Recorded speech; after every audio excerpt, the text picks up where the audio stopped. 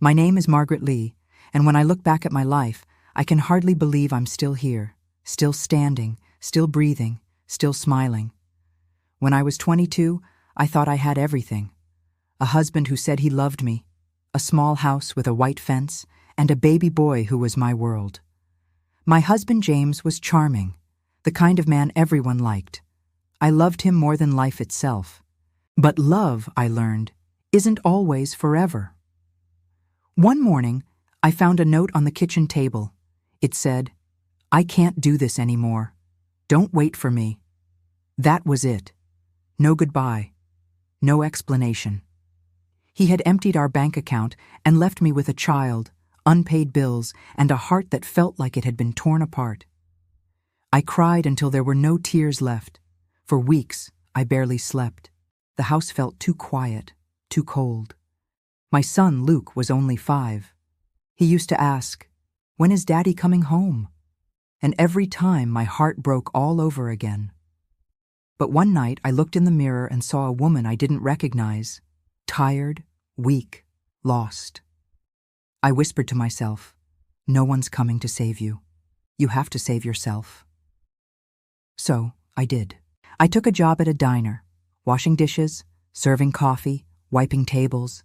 People would leave crumbs and insults behind, and I'd smile through all of it. After every shift, I came home to my son, kissed his forehead, and studied late into the night. I started baking to calm my mind, cookies, pies, small cakes. One day, I packed a few boxes and sold them at the local farmer's market.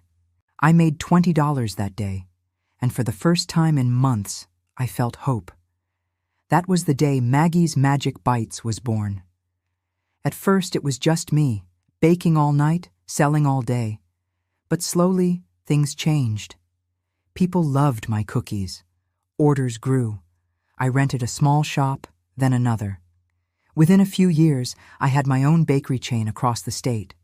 I became the woman people once said couldn't survive without a man. 15 years later, life gave me a twist I never expected. I was in one of my bakeries when an old man walked in, thin, pale, tired. His clothes were worn out, his hands shaking. When I looked closer, I realized it was James. He looked at me with regret in his eyes and said, "Maggie, I lost everything. The woman I left you for took all my money and left me. I don't expect anything, but please, forgive me." For a moment, I felt every memory rush back, the tears, the nights of hunger, the humiliation. But I also felt something else, peace. I smiled softly and said, "James, I forgave you a long time ago. You gave me pain, but that pain made me strong." I gave him food and wished him well.